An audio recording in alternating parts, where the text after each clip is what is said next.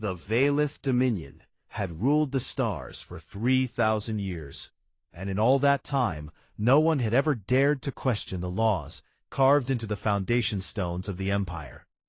But there was one law that made no sense to anyone. It was the oldest law, older than the current dynasty, older than the war codes, older than even the trade treaties that held the empire together. And it said only this: no vessel, no probe, no signal, and no living creature of the Dominion shall ever cross into the region of space surrounding the star called Sol, and any violation of this command shall be punished by the complete destruction of the offender and their entire bloodline. No one knew why. The scholars had theories, of course, but the original records had been sealed away in the deepest vaults beneath the capital city on the throne world of Valith Prime, and no one had been granted access in over 800 years. Grand Archon Severith Cole did not care about old laws, and he certainly did not care about a tiny yellow star on the edge of nowhere. He had bigger problems. The Dominion was falling apart, and everyone in the War Council chamber could see it on his face as he stood before the great holographic map that showed the full extent of his empire. 900 star systems stretching across the Orion Arm, and nearly a third of them were now colored red, meaning contested, meaning slipping away. The Rithani Confederacy had been fighting the Dominion on the frontier for 40 years, and for the first time, they were winning. Sevrath slammed his clawed fist on the table, and the room went silent. "Give me a solution," he said, his voice cold and sharp like breaking glass, "or I will find commanders who can." Fleet Commander Thyra Vasic stood from her seat and walked to the map, and she was tall and lean, with dark green scales and eyes that missed nothing, and she pointed to a route that cut directly through the center of his empire, the Forbidden Zone. "If we move the third expansion fleet through this corridor," she said, tracing the path with one claw, "we bypass 6 months of travel and hit the Rithani supply lines from behind. It ends the war in one strike." The room stirred with uncomfortable silence. Everyone knew what sat in the middle of that corridor. "That route passes through the Soul Exclusion Sphere," said a voice from the back of the chamber. It belonged to Archivist Doran Sale, an old and thin creature with faded gray scales and spectacles perched on the ridge of his nose. And he had not been invited to this meeting, but no one had stopped him from entering either. Sevrath turned slowly to look at him. "And what of it?" the Archon said. "The prohibition exists for a reason, Grand Archon. The original founders saw something in that system that frightened them enough to write it into permanent law and seal the records, and I have spent my life studying the fragments that remain, and I am telling you that whatever lives in the Sol system is not something we should disturb." Sevrath stared at him for a long moment, and then laughed. It was not a kind laugh. "You are telling me," the Archon said, "that the founders of the greatest empire in galactic history were afraid of one small species on one small planet orbiting one unremarkable star?" "Yes," Doran said quietly, "that is exactly what I am telling you." Sevrath waved his hand in dismissal, and 2 guards stepped forward and escorted Doran out of the chamber. And the old archivist went without resistance, but the look on his face as he left was not anger. It was grief. "The prohibition is revoked," Sevrath announced to the War Council. "Effective immediately. Fleet Commander Vasic, you will take 4,000 warships through the Sol corridor. And if the local species resists, you will crush them as you pass. Do not waste time on them. Insects." Thyra saluted, but something cold had settled in her chest, and she could not name it. But it felt like the moment before a terrible storm, when the air goes still, and the birds stop singing. In the lowest levels of the capital, in a communications hub used by the subjugated species who serve the Dominion as translators and intermediaries, Ambassador Len sat alone at a console. Len was Kurai, an insectoid species with 4 arms and compound eyes that shimmered like oil on water. And the Kurai had been servants of the Dominion for 600 years, ever since their homeworld was conquered, and their culture was stripped away, piece by piece. But Len had a secret. Decades ago, while monitoring old signal bands as part of a routine scan, Len had intercepted fragments of transmissions leaking from the Sol system. Music, and voices, and strange mathematical patterns. And they were beautiful, and full of something Len had never heard in any Dominion. Broadcast. Joy. Len had listened for years, learning the patterns, studying the language, and had come to understand something about the species called humans that the Dominion did not know, and did not wish to know. They were not primitives, and they were not insects, and the silence surrounding their system was not the silence of weakness. It was the silence of something waiting. When Len heard the news that the prohibition had been revoked and that 4,000 warships were being sent into human space, the ambassador did something that would be punishable by death. Len opened an old frequency, one that had not been used in centuries, and transmitted a single message toward Sol. A warning, coded in the mathematical patterns the humans themselves had once broadcast. "They are coming," the message said. "I am sorry." Then Len shut down the console, and sat in the dark, and waited. 3 days later, the third expansion fleet jumped. 1,000 warships, the pride of the Valith Dominion, tore through the fabric of space, and emerged on the outer edge of the Sol system, somewhere near the frozen ring of debris that circled the distant sun. Thyra stood on the bridge of her flagship, the Dominion's Wrath, and stared at the sensor displays, and what she expected to see was a primitive system, maybe a few satellites, a clumsy space station, chemical rockets puttering between planets. What she saw was nothing, absolute nothing. No signals, no transmissions, no electromagnetic radiation of any kind. The system was darker than empty space and quieter than a tomb. But the gravitational readings were wrong. Something massive was out there, many somethings, hidden in the dark between the planets, and they were enormous, and they were silent, and Thyra felt the cold thing in her chest grow teeth. "Grand Archon," she said over the long-range channel back to Valith Prime, "the system is anomalous. I recommend we pause and conduct reconnaissance before we go." "You have 4,000 warships, Commander," Sevrak's voice cut in, sharp and impatient.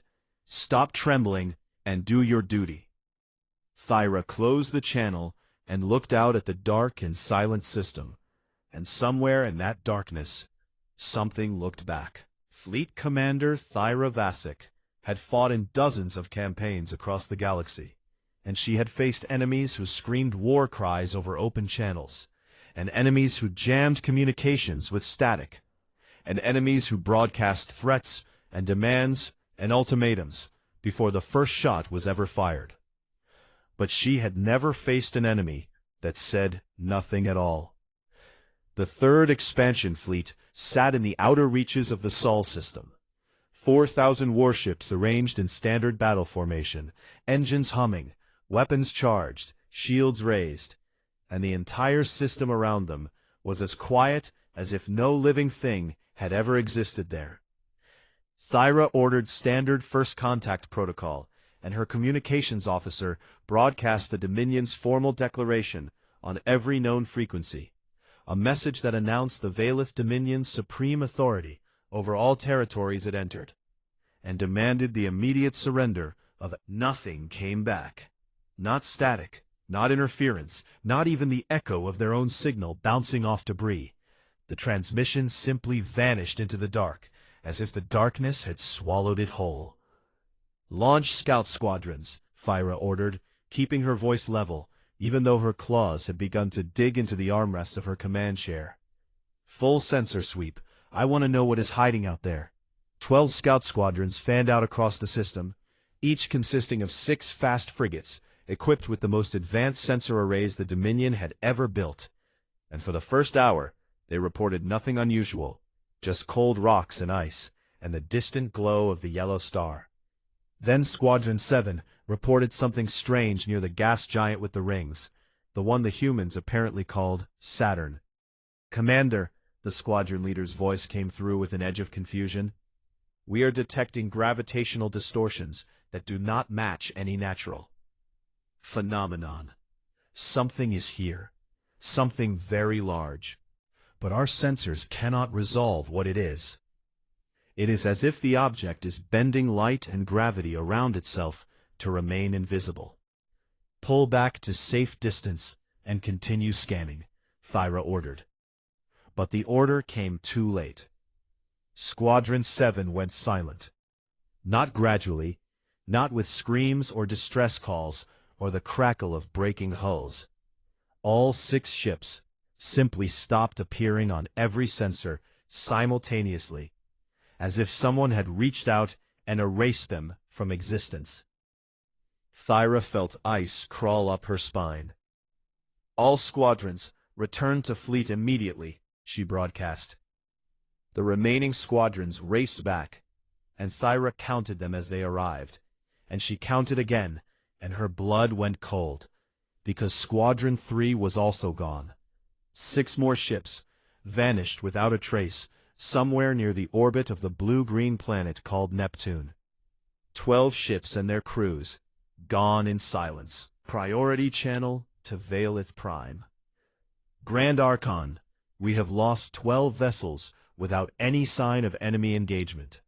The system contains hidden structures of enormous scale and unknown capability. I strongly recommend withdrawal and reassessment." There was a pause, and then Sevrath's voice filled the bridge, dripping with contempt. "You are afraid of ghosts, Commander. You have the most powerful fleet in the Dominion, and you are jumping its shadows. Proceed to the inner system and carry out your orders, or I will have you stripped of rank and replaced with someone who has a spine." Thyra closed her eyes for a moment, and when she opened them, her face was stone. All ships, advance formation, move toward the inner system, weapons hot, shields at maximum. The fleet began to move inward, and the silence moved with them, like something alive and watching. And then, without warning, something appeared. It was small. In a fleet of 4,000 warships, each one kilometers long and bristling with weapons. This object was barely the size of a shuttle, a smooth black shape with no visible engines, no weapons ports, no markings of any kind. And it moved through the fleet formation like a fish through water, impossibly fast and impossibly precise, weaving between capital ships as if they were standing still. Every targeting system in the fleet locked onto it simultaneously. And then it stopped. It stopped in the exact geometric center of the fleet formation, hanging motionless in the void, and it began to broadcast. The message did not come in the Dominion's language. It came in every language, every tongue spoken by every species the Dominion had ever conquered, every dialect, every regional variation, as if whoever had built this probe had studied the entire Dominion's linguistic history with the patience of centuries and the precision of a surgeon. And the voice was calm and human, and it said this: "You were warned, and you were told not to come here, and this is your single courtesy. Leave now, go back the way you came, and no harm will come to you or your crews. You have 1 full rotation of your largest vessel to comply. This offer will not be repeated." Then silence again. Thyra sat very still in her command chair, and every fiber of her being screamed at her to turn the fleet around and run, and she had not survived decades of war by ignoring her instincts. But Sevrath was listening. "Destroy that probe," the Archon's voice came over the command channel, almost gleeful, "and then continue your advance. These humans think they can intimidate the Dominion with a toy and a speech. Show them what real power looks like." Thyra gave the order, and she hated herself for it. Every weapons battery in the fleet opened fire. Plasma lances and kinetic accelerators and antimatter torpedoes, thousands of weapons from thousands of ships, converging on a single point in space. The probe did not move. The combined firepower of the most powerful fleet in the Dominion's history struck the object, and the object absorbed it, all of it, the way a lake absorbs a stone, without effort, without resistance, without any visible effect at all, except a faint shimmer of light across its surface that lasted less than a heartbeat. Then the probe simply left. It moved so fast that the fleet's sensors registered it as being everywhere and nowhere at once, and then it was gone. The bridge was very quiet. The countdown, Thyra said to no one in particular, has started. Back on Valith Prime, in the underground cell where he had been thrown after his arrest, Archivist Doran Sale sat on the cold floor and read the documents he had managed to hide inside his robes before the guards had taken him. They were copies from the sealed archives, the originals, the true records of what had happened the first time the Dominion encountered humanity. 800 years ago, a Dominion expeditionary force had entered the Sol system with 200 warships, and they had found a young species barely reaching beyond their own world. Colonies on a red planet, small stations in orbit, fragile ships made of metal and hope. The Dominion fleet had attacked without warning, because that is what the Dominion did. It destroyed the human colony on the red planet, killed 2 million people, and transmitted the standard subjugation demand. They expected surrender. What they got instead was something the Dominion had never encountered before in all its long history of conquest. The humans did not surrender, and they did not scatter, and they did not beg. They got angry. And within a single generation, a span of time so short it should have been impossible, they studied the wreckage of the Dominion's own attack drones, and they did not just copy the technology. They improved it. They leapfrogged past it. They turned it into something the original builders would not have recognized. And then they came for the expeditionary force. 200 Dominion warships were destroyed, and not a single one escaped. And not a single distress call was ever received, and the Dominion's founders were so terrified by what they had witnessed that they sealed the records and created the prohibition and never spoke of it again. Doran held the documents to his chest and closed his eyes. They were trying to protect us, he whispered to the empty cell. The prohibition was never about keeping us away from the humans. It was about keeping us safe from what happens when you make the humans your enemy. Somewhere out in the Sol system, the countdown ended, and Thyra watched through the viewport of her flagship as the darkness around them began to change. The hidden structures, the enormous invisible things that had lurked between the planets in silence, were waking up, and the stars themselves seemed to dim as something vast and patient and terrible opened its eyes. Thyra would spend the rest of her life insisting on that, because a battle implied two sides fighting, and what happened in the Sol system that day was not a fight. It was a lesson. It began in the 11th second after the countdown ended. There was no warning shot, no opening volley, no dramatic display of force.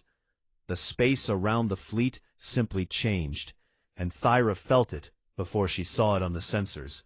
A strange pulling sensation in her bones, as if gravity itself had shifted direction. Then the first ships died. The heavy cruiser Valith's Claw, positioned 300 kilometers to the port side of Thyra's flagship, did not explode. It crumpled, and it happened so fast that Thyra's mind could not process what her eyes were seeing, because ships did not move like that. Metal did not bend like that.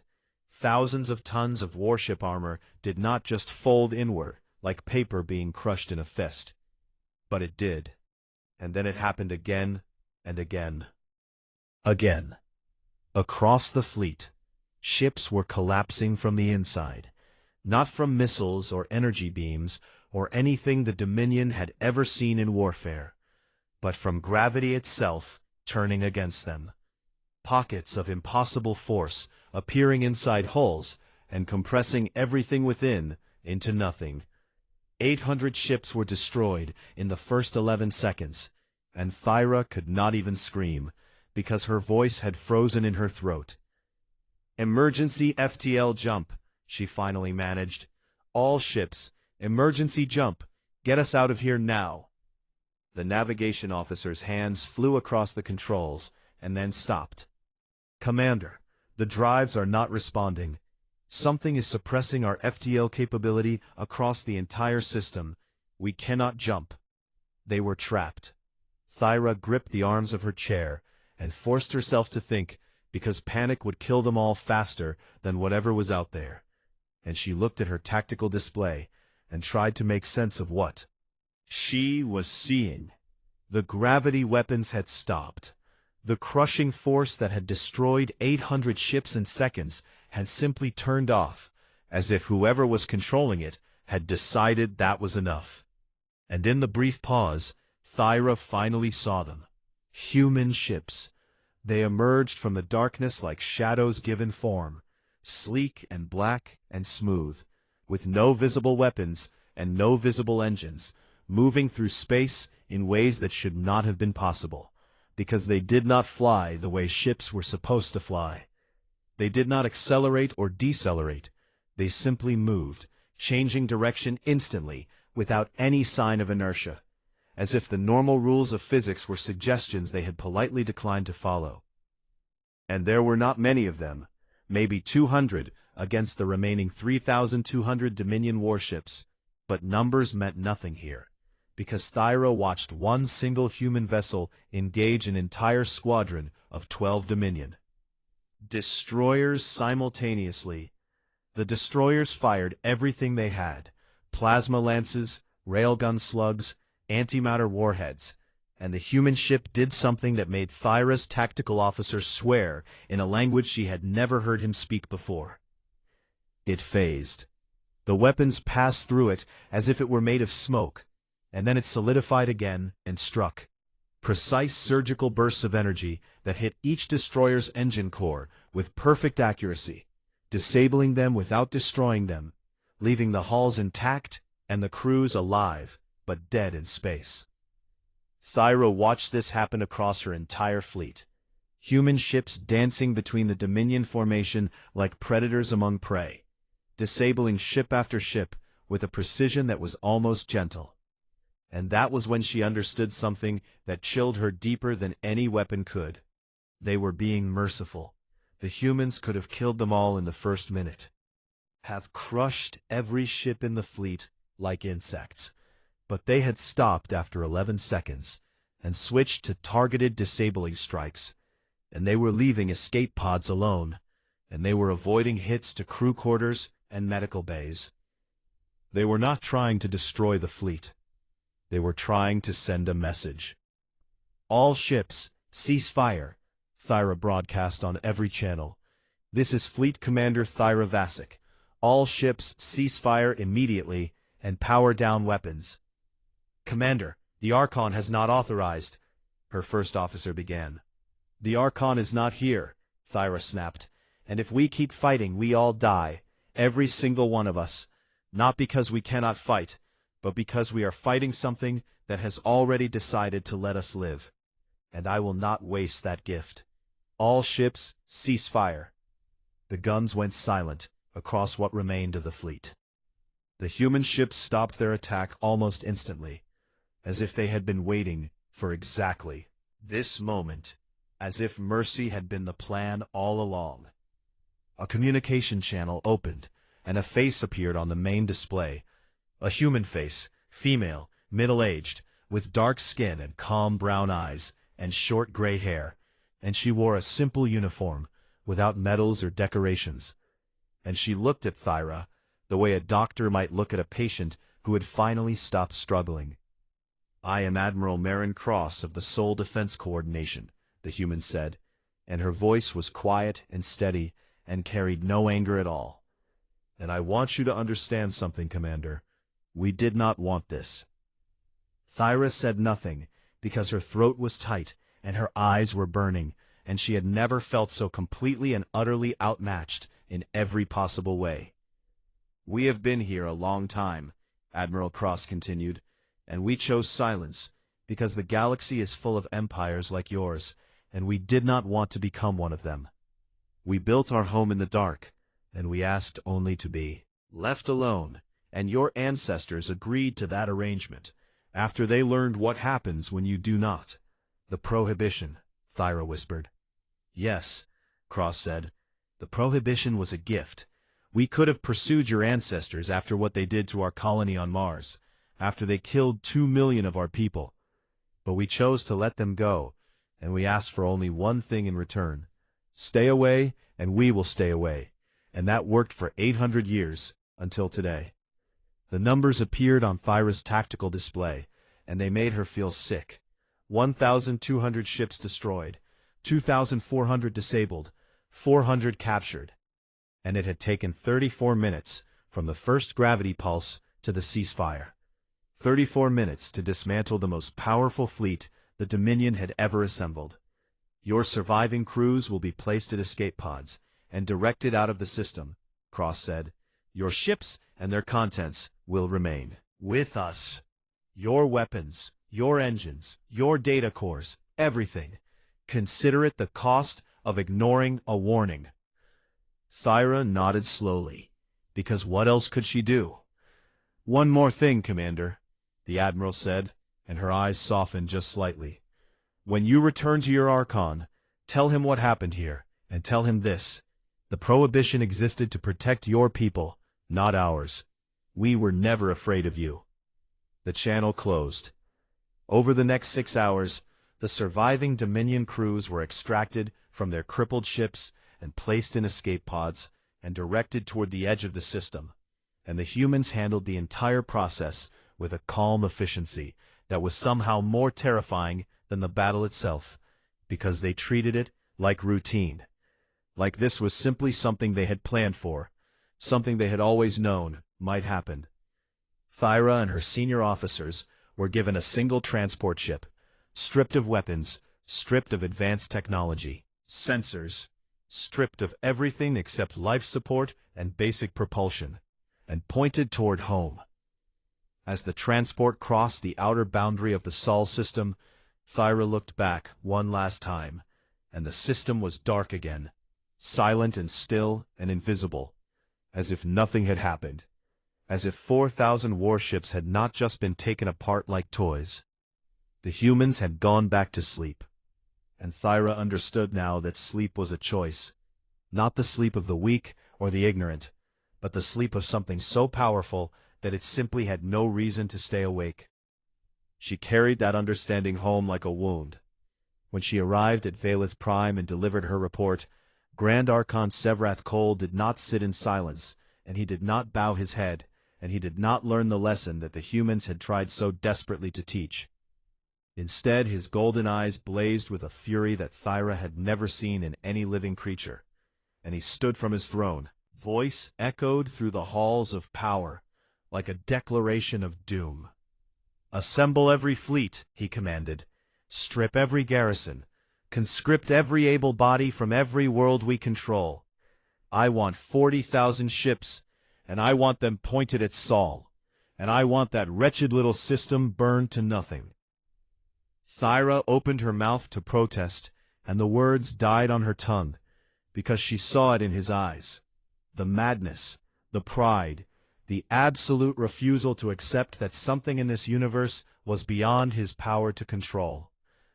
And deep in his prison cell, Archivist Doran heard the news from a sympathetic guard, and he pressed his forehead against the poled stone wall and wept, because he knew that the humans had offered mercy, and the Archon had answered with madness. The Grand Archon's order to build the largest armada in history was the thing that finally broke the Valith Dominion. Not the humans, the Dominion broke itself. It began within days of the order, when Sevrath's war ministers calculated what 40,000 warships actually required. And the numbers were staggering. Fuel reserves that would drain the Empire's strategic stockpiles to nothing. Crews that would empty garrisons from 100 frontier worlds. Supplies that would require doubling the taxation on every subjugated species. And construction timelines that demanded every shipyard in the Dominion work at full capacity for months. Sevrath did not care about the cost. "Take what is needed," he said, "from wherever it must be taken." And so, the Dominion began to eat itself. Frontier defense fleets were recalled, leaving border systems unprotected for the first time in centuries. And the Rithani Confederacy, still fighting their long war on the frontier, were now the only threat left on the Dominion's horizon. Galactic Rim saw the sudden withdrawal and could not believe their fortune, because the systems they had been dying to take for 40 years were now simply left open like doors with no locks. The Rithani advanced, and they advanced fast, and in 3 weeks they reclaimed 37 systems that the Dominion had held for generations. But that was only the beginning. On 140 worlds across the Dominion's territory, the subjugated species watched as the peacekeeping forces that had kept them in chains for centuries were pulled away to join the Archon's mad fleet, and they saw their chance. The Kurai moved first.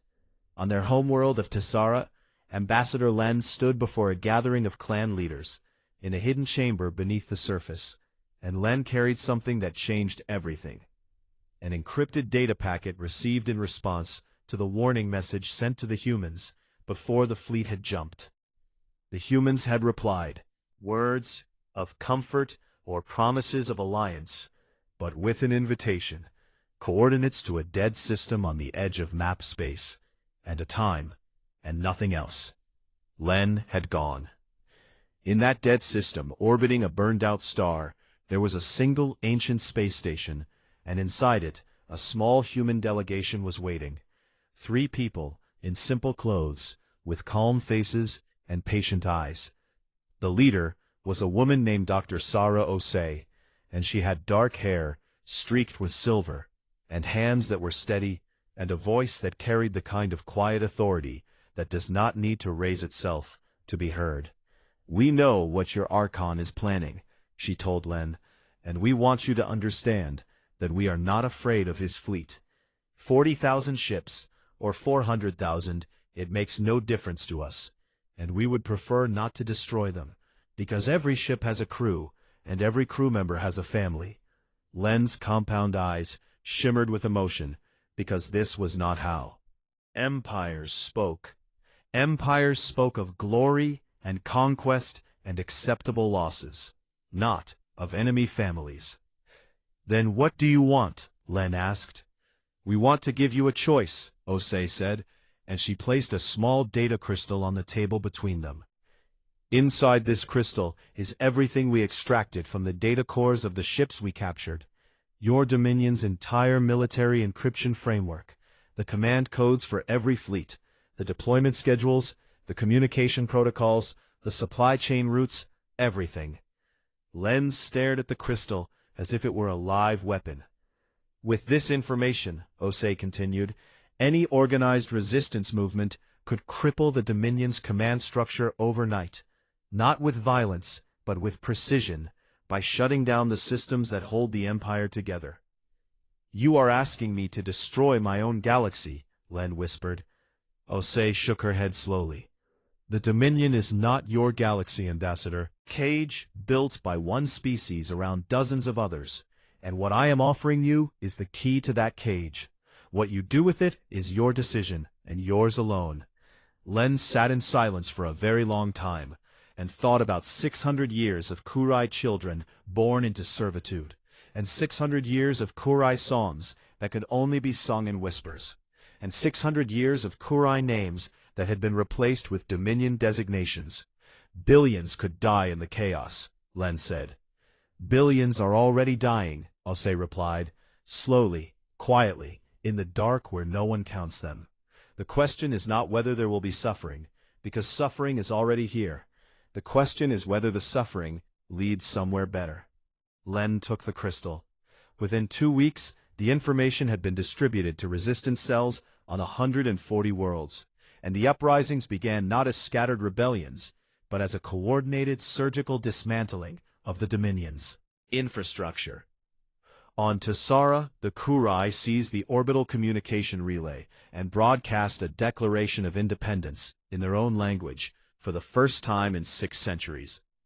On the ocean world of Orvan, the Orvani used the captured command codes to lock the Dominion garrison inside their own base and simply waited them out. On the forge world of Thessic Prime, the massive insectoid Thessic, who had built Dominion warships in chains for 300 years, turned the shipyards to their own purposes and began constructing a defense fleet. It was not a revolution, it was an awakening, and Sevrath could not stop it, because every soldier he sent to crush a rebellion was a soldier he could not add to his grand armada, and every ship diverted to hold a subjugated world was a ship that would not fly to Sol. But the Archon would not bend.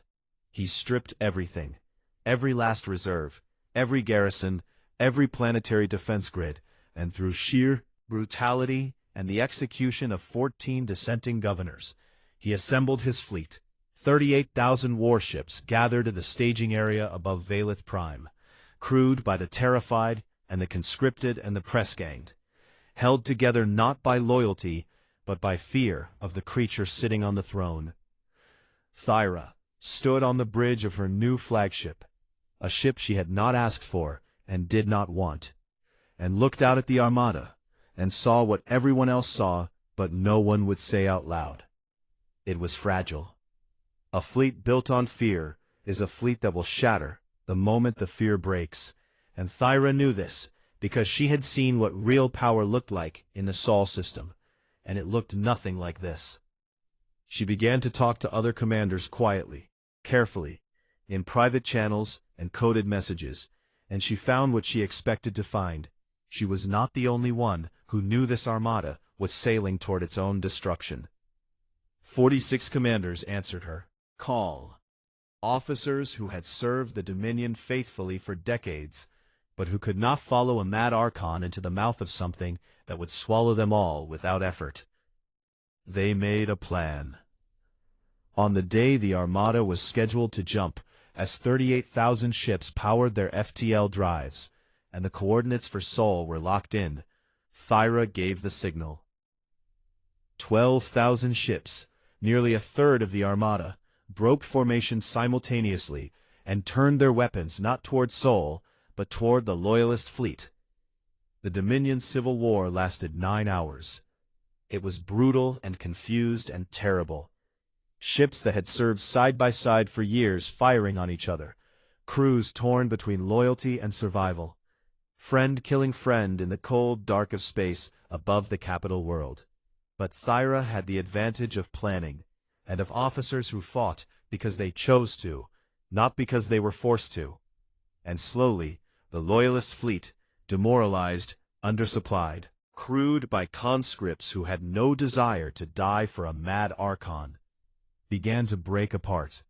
Ships surrendered in clusters, then in squadrons, then in entire fleet groups as the word spread that resistance was futile, and that Thyra was offering amnesty to anyone who stood down. By the 9th hour, it was over. Thyra's Marines boarded the Archon's flagship and fought their way through the corridors until they reached the throne room, and the doors were sealed from within.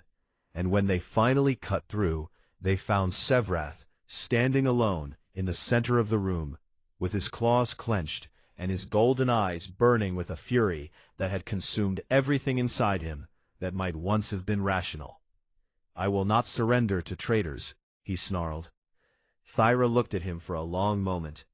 This creature who had ruled 900 star systems, who had sent 4,000 ships to die in a system he did not understand, who had nearly destroyed his own empire because he could not accept that something in the universe was greater than his pride. "I know," she said. She ordered the room sealed with him inside, and the ship powered down around him, and the last Grand Archon of the Valith Dominion was left alone in the dark, with nothing but his rage for company. The empire that had ruled the Orion Arm for 3,000 years ended not with a great battle against an alien foe, but with the quiet sound of a throne room door closing. And from the Sol system, 40 billion humans watched through sensors that could see across the galaxy, and they said nothing, because there was nothing to say. The humans had offered mercy, and the Dominion had chosen. 6 months after the fall of the Valith Dominion, the galaxy looked like a broken mirror. The same stars, the same planets, the same trade routes, but everything reflected differently now, and the pieces were still settling into their new shapes. Where one empire had stood, 30 independent nations had risen, some organized, some chaotic, some still figuring out what freedom actually meant after centuries of having every decision made for them by someone with bigger claws and sharper teeth. It was messy and imperfect, and sometimes violent, but it was alive in a way the Dominion had never been, because fear is not the same as life, even if it keeps you moving. Thyra Vasic had not wanted to become a political leader, but the universe does not care what soldiers want, and so she found herself sitting at the head of a transitional council on Valith Prime, trying to rebuild the homeworld of a species that had spent 3,000 years building nothing but chains. It was the hardest thing she had ever done. Harder than the battle at Sol, harder than the Civil War, harder than looking into Sevras's mad eyes in that throne room. Because destroying something is always easier than building something, and she had been trained for one and not the other. She spent her nights staring at the ceiling and thinking about Admiral Marin Cross, and the way the human woman had looked at her with those calm brown eyes, and said words that Thyra could not stop hearing. The prohibition existed to protect your people, not ours. On the far side of the former Dominion, Ambassador Len had returned to Tessara, and for the first time in 600 years, the Kurai sang in the open air. Len stood on a balcony overlooking the capital city and listened to the singing. Ancient songs that had been preserved in whispers for generations, passed from parent to child in the dark, and now they filled the sky like something that had been held underwater for too long, finally breaking the surface to breathe. The Kurai had elected Len as their first independent leader, and the weight of that responsibility was enormous. But Len carried it willingly, because someone had to, and because the humans had taught Len something important, that power means nothing if you are not willing to use it in service of something other than yourself. Archivist Doran Sale had been freed from his prison cell during the Revolution, when a group of young scholars had broken into the detention facility specifically to find him, because word had spread that the old archivist had tried to warn the Empire and had been punished for it. Doran had wasted no time. He published everything: the sealed archives, the true history of the first contact with humanity, the massacre on Mars, the cover-up, the terror that had driven the founders to create the prohibition. All of it laid bare for every species to read. The galaxy was not what he expected. He expected anger toward the humans for building weapons of such terrible power. Instead, he found something closer to awe, because the story that emerged from the archives was not a story about human aggression, but a story about human restraint. And species after species read the same truth and arrived at the same conclusion. The humans had been attacked without provocation, and they had responded with devastating force, and then they had stopped. They had won, and they had let the enemy go, and they had asked for nothing except to be left alone, and they had kept that promise for 800 years. They had the power to rule the galaxy, and they chose to garden instead. Every new government and every species council and every diplomatic forum eventually arrived at the same question: what about the humans? Sol was still silent. No ambassadors, no trade delegations, no territorial claims, no demands, no conditions. Quiet doctrine held as firmly as it ever had, and the system sat in its pocket of darkness like a sleeping giant that had rolled over and gone back to dreaming. Some species were afraid of the silence and wanted it to stay that way. Better to leave the humans alone, they said. Better to pretend the Sol system does not exist. Better to rebuild without involving something that could crush them all as easily as breathing. Some species were angry. Who gave the humans the right to sit in judgment of the galaxy? They said. Who gave them the right to be so powerful and so uninvolved? Was their isolation not its own form of arrogance? But some species, and there were more of these than anyone expected, felt something else entirely. Gratitude. Because the humans had not conquered them, and had not asked for tribute, and had not demanded worship or submission. They had simply shown the Dominion a mirror, and let the Empire see what it truly was. And the Empire had crumbled at the sight of its own reflection. A coalition of 12 former subjugated species proposed sending a peaceful delegation to Sol, not to negotiate or demand or request, just to say thank you and to ask if the humans were willing to talk. Len volunteered to lead it immediately, because this was always where the story was going. The ambassador who had sent the first warning was the right one to carry the first greeting. Thyra asked to join, because she needed something she could not name. Not forgiveness exactly, because the humans had already given that, when they let her fleet survive. But something like understanding, something that might help her sleep at night. And Doran came because he was a scholar, and because he had spent his entire life studying in absence, and now he had the chance to meet the thing that had been absent, and no force in the galaxy could have kept him away. They traveled in a single unarmed diplomatic vessel to the edge of the Sol exclusion sphere, and they stopped, and Len opened the old frequency, the same one used to send the warning before the fleet jumped, and transmitted a simple message. We come in peace, and we come with gratitude, and we would like to talk, if you are willing. Then they waited. 1 day passed, and then 2, and then 3, and Thyra began to wonder if the humans would respond at all, and Doran spent the time reading, and Len spent the time looking out the viewport at the dark space that held so much hidden life. On the 4th day, a small black shape appeared beside their ship, smooth and silent, and identical to the probe that had delivered the warning before the battle. And it did not speak, but it moved slowly forward, and their navigation system received a set of coordinates, and the message was clear. Follow me. They followed. The probe led them inward through the Sol system, and as they passed the outer planets, Doran pressed his face to the viewport, and gasped, because now that they were being guided, the humans had apparently decided to let them see what was truly here. The space between the planets was full of structures, vast habitats, and energy collectors, and shipyards, and research stations, and things Doran could not even identify. All of them running silent, all of them hidden from any sensor that was not specifically invited to see them.